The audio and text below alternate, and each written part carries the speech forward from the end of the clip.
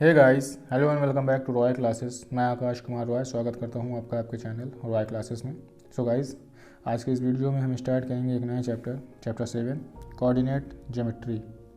चलिए बात करते हैं चैप्टर के ओवरव्यू की, यानी चैप्टर में हमें पढ़ना क्या है। तो फर्स्ट ऑफ ऑल हमें चैप्टर का इंट्रोडक्शन लेना है, यानी चैप्टर किस बारे में है हमें ये देखना है। देन उसके बाद हमें इसमें पढ़ना है distance formula, then section formula, then area of triangle. One by one हम सबको डिस्कस करेंगे। चलिए बात करते हैं इंट्रोडक्शन की। अब इंट्रोडक्शन क्या है चैप्टर का, ये आपने ऑलरेडी 9th स्टैंडर्ड में देख रखा है। चलिए पुरानी यादों को थोड़ा सा ताज़ा करते हैं। अब इंट्रोडक्शन में अगर हम बात करें तो मान लीजिए हमारे पास कोई एक पॉइंट है, ये पॉइंट है। अब इसे मुझे दिखाना है, एक प्रेफरेंस बताना है कि ये पॉइंट किस पॉइंट पे है, यानी इसकी डिस्टेंस क्या है, कहाँ ये मौजूद है। कैसे बताएंगे हम? एक पॉइंट ऑफ रेफरेंस लेके, यानी मुझे इस पॉइंट को बताना है किसी के रेफरेंस में।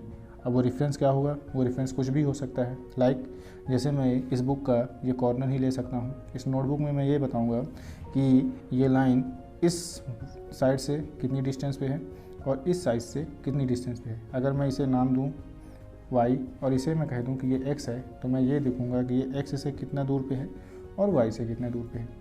अब अगर इसी रेफरेंस को मैं बदल दूँ और मैं कह दूँ कि मैं इसी पॉइंट की डिस्टेंस को देख रहा हूँ इस पॉइंट से, तो क्या होगा? तो इसके कोऑर्डिनेट बदल जाएंगे, यानी तब x एक्सिस की लेंथ थोड़ी ज़्यादा होगी, y एक्सिस की तो अभी सेम ही है। यानी पॉइंट ऑफ रेफरेंस पे डिपेंड करता है कि इस पॉइंट को हम कहाँ से देख रहे हैं।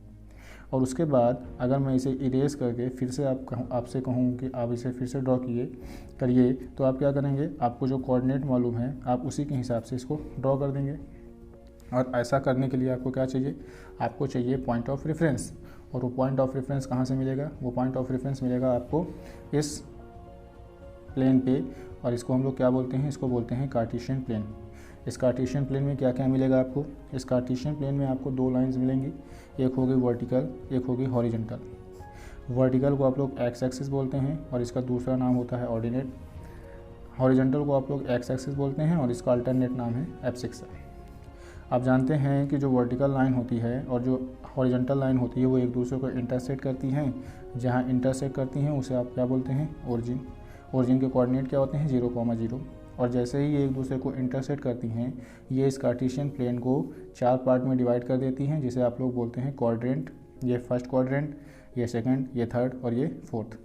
फिर उसी के हिसाब से हम इसके पॉइंट्स डिसाइड करते हैं कि उन पॉइंट्स के साइन क्या होंगे। यानी फर्स्ट कोऑर्डिनेट में x और y दोनों पॉजिटिव होगा, सेकंड में x नेगेटिव होगा, y पॉजिटिव होगा, थर्ड में दोनों नेगेटिव होंगे और फोर्थ में x पॉजिटिव होगा, y नेगेटिव होगा। ये सारी चीज़ें आपने 9th स्टैंडर्ड में पढ़ रखी हैं। 10th स्टैंडर्ड में आपको क्या पढ़ना है? 10th स्टैंडर्ड में आपको पढ़ना है डिस्टेंस फार्मूला, सेक्शन फार्मूला और एरिया ऑफ ट्रायंगल। अभी डिस्टेंस फार्मूला क्या है? मान लीजिए मैंने आपको इस कार्टेशियन प्लेन में दो कोई पॉइंट दे दिए, एक पॉइंट दे दिया आपको ये, दूसरा पॉइंट दे दिया आपको ये। अब आप इनके बीच का डिस्टेंस अगर निकालेंगे तो कैसे निकालेंगे? डिस्टेंस निकालने के लिए आप क्या करेंगे? आप देखेंगे कि इन पॉइंट्स के कोऑर्डिनेट क्या हैं। सपोज़ करिए मैं मानता हूँ इसके कोऑर्डिनेट, ये मेरा पॉइंट कोई ए होगा जिसके मैं कोऑर्डिनेट मान लेता हूँ x1 y1, और ये मेरा कोई पॉइंट होगा b जिसके कोऑर्डिनेट मैं मान लेता हूँ x2 y2। अब क्या करेंगे हम ये देखेंगे कि ये जो मेरा डिस्टेंस है, जो a है, ये कितनी डिस्टेंस पे है और b कितनी डिस्टेंस पे है। फिर हम उसको आपस में सब्ट्रैक्ट करके निकाल लेंगे। जैसे आप लोग अगर याद हो आप लोगों को, तो आप लोग फिजिक्स में करते हैं कि अगर आपको दो पॉइंट के बीच का डिस्टेंस निकालना हो, वैसे दो पॉइंट के बीच के डिस्टेंस तो कुछ भी हो सकते हैं। आप यहाँ से यहाँ जाने के लिए ये रास्ता भी यूज़ कर सकते हैं, ये रास्ता भी यूज़ कर सकते हैं, ये रास्ता भी यूज़ कर सकते हैं। लेकिन अगर हमें इनके बीच का मिनिमम डिस्टेंस बताना हो तो आपको लिए उससे सीधा ही जाना पड़ेगा, जिसे आप लोग क्या बोलते हैं? जिसे आप लोग डिस्प्लेसमेंट बोलते हैं। तो इन शॉर्ट अगर मैं ये कहूँ कि आप लोगों को यहाँ डिस्प्लेसमेंट ही फाइंड करना है, तो ये बात गलत नहीं होगी। यानी आपको यहाँ पे क्या फाइंड करना है? डिस्प्लेसमेंट, जिसे आप क्या कहेंगे? इसे आप लोग कहेंगे डिस्टेंस। तो इस डिस्टेंस को फाइंड करने के लिए हमें क्या यूज़ करना है? हमें यूज़ करना है पाइथागोरस थ्योरम। पाइथागोरस थ्योरम से ही ड्राइव करके हमने एक फार्मूला बनाया है, और वो फार्मूला आपको लर्न करना है। जैसे जैसे आप क्वेश्चन करते जाएंगे आपको फार्मूला याद हो जाएगा। मान लीजिए एक पॉइंट है आपके पास P जिसके कोऑर्डिनेट हैं x1 y1, दूसरा है Q जिसके कोऑर्डिनेट हैं x2 y2। अब अगर आपको पी क्यू यानी पी और क्यू के बीच का डिस्टेंस निकालना है तो आप यूज़ करेंगे P Q is equal to x2 minus x1 का whole square plus y2 minus y1 का होल स्क्वायर। ये सिमिलर आपका पाइथागोरस थ्योरम जैसा ही है। मान लीजिए आपके पास ये 2 पॉइंट हैं, एक ये ए है, ये बी है, तो आपने क्या किया, आपने ए और बी को ज्वाइन किया। फिर आपने ये देखा कि यहाँ पे देखिए ये आपका थोड़ा सा ऊपर था अकॉर्डिंग टू एक्स। अगर आप ए को देखें तो ये जो बी पॉइंट था आपका ए से थोड़ा सा ऊपर था, तो आपने जब ड्रॉ किया इसे तो ये एक राइट एंगल ट्रायंगल बना। अब राइट एंगल ट्रायंगल बनेगा तो ये साइड कौन सा हो जाएगा, हाइपोटेन्यूस। सो पाइथागोरस थ्योरम का यूज़ करके आप ए बी का डिस्टेंस फाइंड कर सकते हैं। ए बी क्या हो जाएगा, इस केस में ए बी आपका हाइपोटेन्यूस हो जाएगा। हाइपोटेन्यूस का स्क्वायर क्या होता है, हाइपोटेन्यूस का स्क्वायर होता है बेस का स्क्वायर प्लस परपेंडिकुलर का स्क्वायर। सो इस पाइथागोरस का जैसे आप यूज़ करते हैं ठीक वैसे ही आपको यहाँ पर ये पाइथागोरस ही ड्राइव करके दी गई है सीधे आपको फार्मूले के तौर पे, जिसमें आप P Q is equal to हो जाएगा √x2 - x1 का whole square plus y2 - y1 का होल स्क्वायर। अब सपोज़ करिए आपका एक पॉइंट जो है वो ओरिजिन पे है, यानी आपको किसी एक पॉइंट की डिस्टेंस बतानी है लेकिन ओरिजिन से बतानी है। अब अगर आप किसी पॉइंट की डिस्टेंस को ओरिजिन से बताएंगे तो आपका एक कोऑर्डिनेट 0 हो जाएगा, यानी 0,0 हो जाएगा। और इस कंडीशन में आपको जो डिस्टेंस बतानी होगी वो कोई भी हो सकती है पी क्यू, यानी ये हो जाएगी इस बार px² प्लस y², यानी आपका एक कोऑर्डिनेट तो 0 हो गया, और जब 0 हो जाएगा तो आपके पास जो फार्मूला बचेगा वो हो जाएगा P Q is equal to x² plus y², जिसमें से p या q कोई भी एक कोऑर्डिनेट जो है वो ओरिजिन पे लाई कर सकता है। और ये डिस्टेंस किसकी होगी, distance between origin and a point, any point. तो ये रहा आपका डिस्टेंस फार्मूला, जिससे आप डिस्टेंस फार्मूला का यूज़ करके 2 पॉइंट के बीच का डिस्टेंस निकाल सकते हैं। देन उसके बाद हमें बात करनी है सेक्शन फार्मूला की। अब ये सेक्शन फार्मूला क्या होता है, आपके पास कोई 2 पॉइंट होंगे जिनके बीच की डिस्टेंस आपको गिवन होगी या उनके कोऑर्डिनेट आपको गिवन होंगे। फिर क्या करेंगे, एक कोई पॉइंट होगा, उस पॉइंट के थ्रू आप उसको डिवाइड कर देंगे। अब जैसे ही आप डिवाइड करेंगे तो ये साइड कुछ रेशियो में बढ़ जाएगी। अब वो रेशियो क्या है, उन्हीं को तो आपको फाइंड करना है, या तो वो रेशियो आपको गिवन होंगे m1 और m2 के रूप में।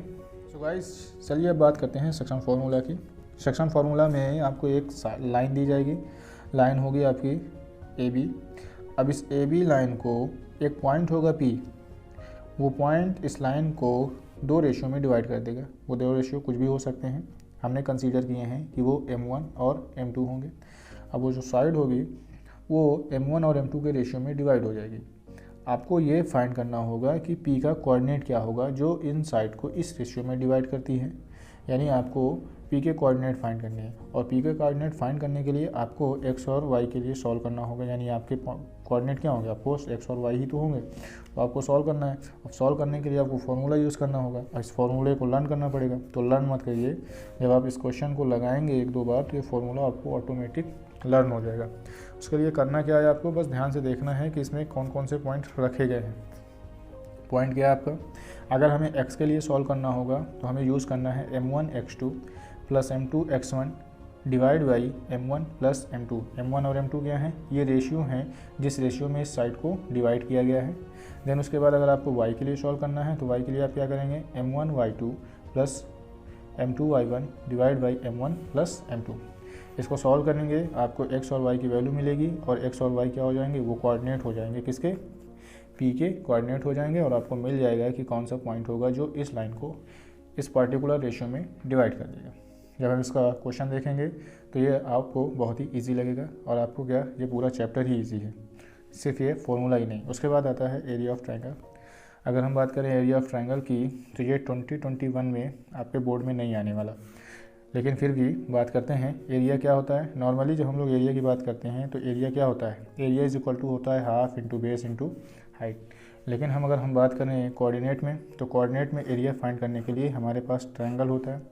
कुछ ट्रायंगल के 3 कोऑर्डिनेट होंगे, 3 कोऑर्डिनेट कुछ भी हो सकते हैं, A B C। हमने माने वो कोऑर्डिनेट क्या होंगे, x1 y1 x2 y2, और यहाँ माने हमने x3 y3। ये 3 कोऑर्डिनेट हैं। अब इसके लिए हमने एक फार्मूला यूज़ किया।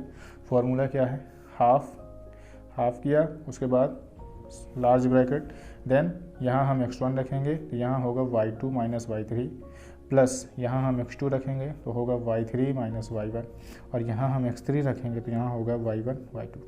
अगर आप इसको कंसीडर करें थोड़ा ध्यान से तो एक पैटर्न बन रहा है। जब आप x1 रख रहे हैं तो 1 वाला कोई टर्म नहीं आ रहा है, यानी ना y1 को छोड़ के y2 और y3 आ रहे हैं। जब आप x2 रख रहे हैं तो x2 को छोड़ के y3 और y1 आ रहा है, और जब आप x3 को रख रहे हैं तो y1 और y2 आ रहा है। यानी आप x का वैल्यू के लिए ध्यान रख सकते हैं कि आपको इस फॉर्मूले को अगर हम नहीं याद कर सकते फिर भी आप इसको कैसे यूज़ कर सकते हैं। ये एक सिंपल सा गाइस, नेक्स्ट वीडियो में हम लोग डिस्कस करेंगे एक्सरसाइज 7.1। चलिए मिलते हैं नेक्स्ट वीडियो में। Thank you and keep learning.